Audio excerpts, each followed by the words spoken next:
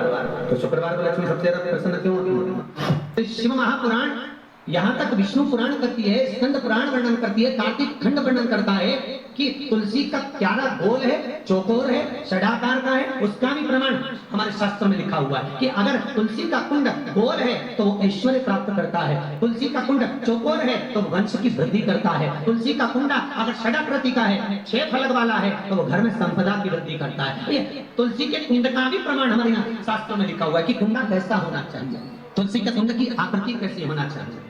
उसका प्रसन्न होने का कारण क्या था? लक्ष्मी जी के 2 भाई थे, दोनों की शादी नहीं हो रही, दाता और विधाता, दोनों का विवाह नहीं हो रहा।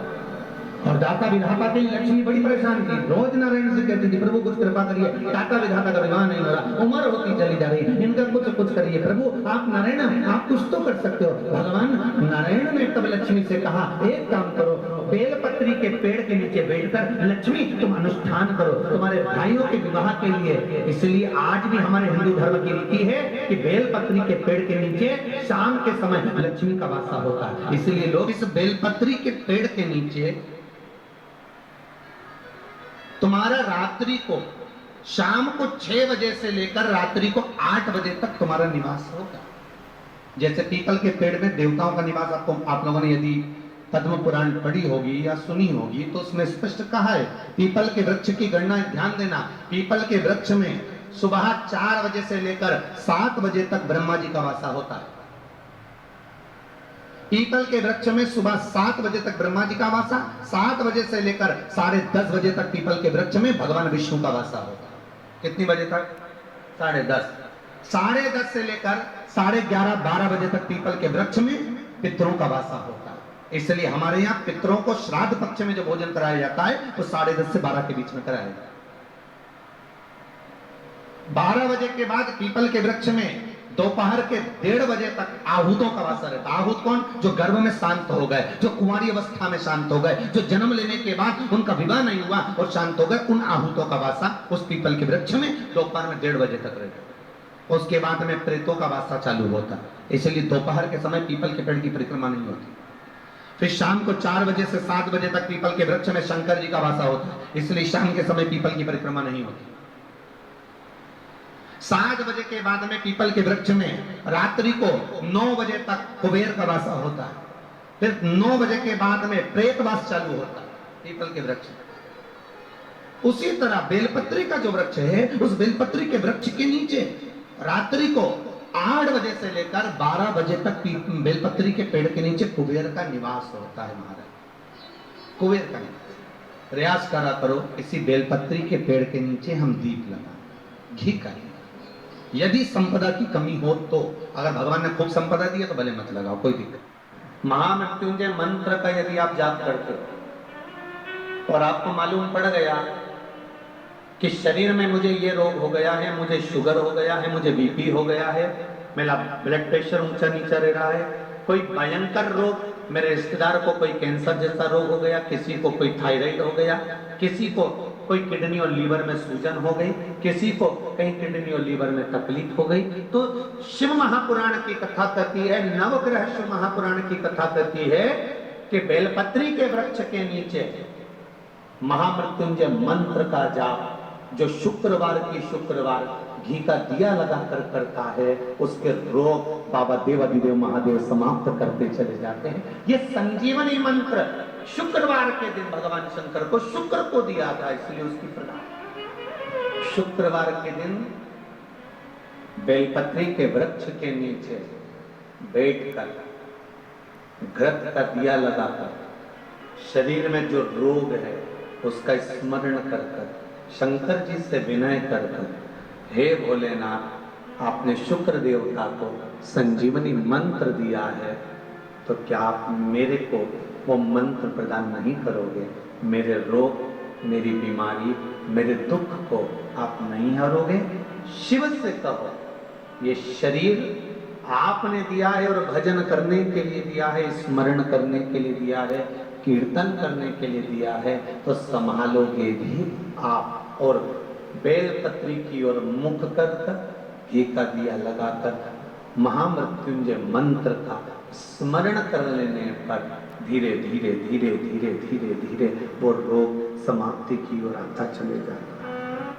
अगर आप शंकर भगवान को एक लोटा पानी अगर शिव को समर्पित कर रहे हो, श्वेत पुष्प को रखकर शंकर जी के ऊपर सफेद फूल को चढ़ाकर अगर एक लोटा जल भी एक पात्र जल भी शंकर को समर्पित कर रहे हो, तो ये लक्ष्मी के लिए ही तो कर रहे हो। और कौन सी लक्ष्मी? पूर्ण लक्ष्मी, पूर्ण लक्ष्मी।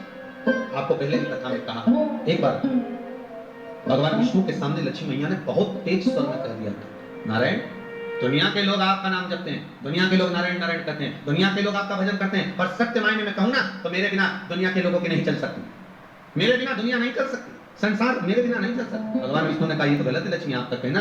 एक दिन लक्ष्मी को अहंकार आ गया, अहंकार के संबोधन जब माता लक्ष्मी करने लगी तो भगवान उसी समय पर भगवान विष्णु को क्रोध आ गया। भगवान विष्णु ने कहा लक्ष्मी तू इतनी बड़ी बड़ी बात कहती है कि तेरे बिना नहीं रह सकती संसार, मैं तुझे कहता हूं लक्ष्मी तू अपूर्ण है, तू अपूर्ण है, तू पूर्ण कब हो गई?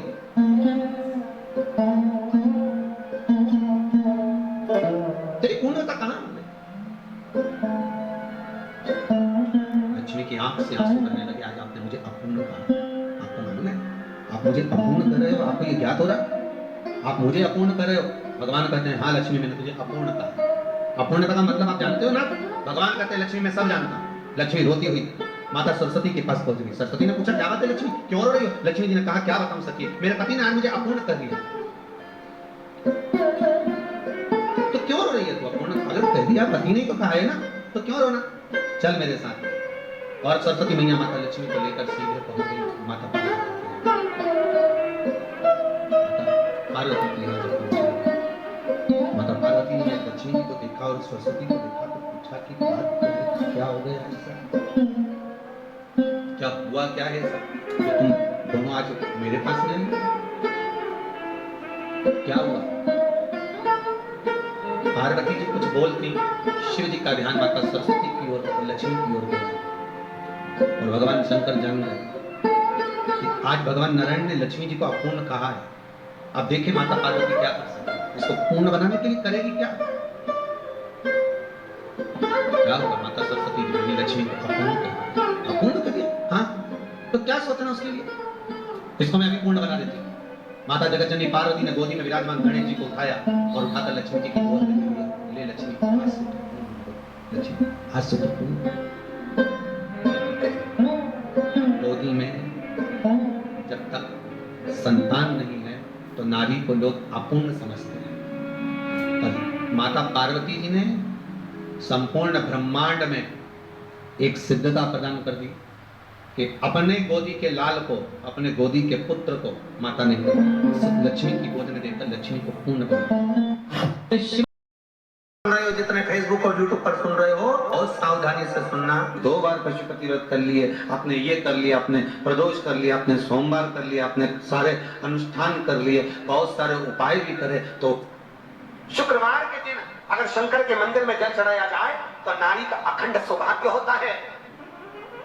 शुक्रवार के दिन बेलपत्री के वृक्ष के नीचे बैठकर घृत का दिया लगाकर शरीर में जो रोग है उसका स्मरण कर कल करके देखना। जो बच्चा चिड़चिड़ कर रहा, बहुत गुस्सा कर रहा, बहुत गुस्सा, जो बहू चिड़चिड़ कर रही हो, जो सास चिड़चिड़ कर रही हो, भाई बंधु कुटुंब कोई चिड़चिड़ कर रहा हो, बहुत क्लेश घर में हो रहा हो, एक कटोरी में पानी लो, तुमरुका जी का नाम लो, शिव जी का नाम लेकर, तुमरुका जी का नाम लेकर थोड़ा सा पानी का आचमन करा दो। 10 मिनट 5 मिनट में एकदम चुप, लड़ी नहीं सकती कुछ। लक्ष्मी सबसे ज्यादा प्रसन्न कौन से दिन होती है? धर्मपत्नी सुभाष के गर्भ से भगवान का एक आनंदमय ज्ञान मुद्रा का स्वरूप उत्पन्न होगा, जिसका नाम पिपलाद होगा। वो यही पीपल के वृक्ष के नीचे निवास करेगा। इसकी जड़, जिस वृक्ष के नीचे भगवान शिव का ही एक कपिल अवतार, पिपलेश्वर अवतार। श्री शिवाय नमस्तुभ्यं। भक्तों जानकारी अच्छी लगी तो प्लीज़ मेरे चैनल को लाइक कीजिए, सब्सक्राइब कीजिए। Thank you for watching. Please like कीजिए, प्लीज़ लाइक कीजिए, सब्सक्राइब कीजिए।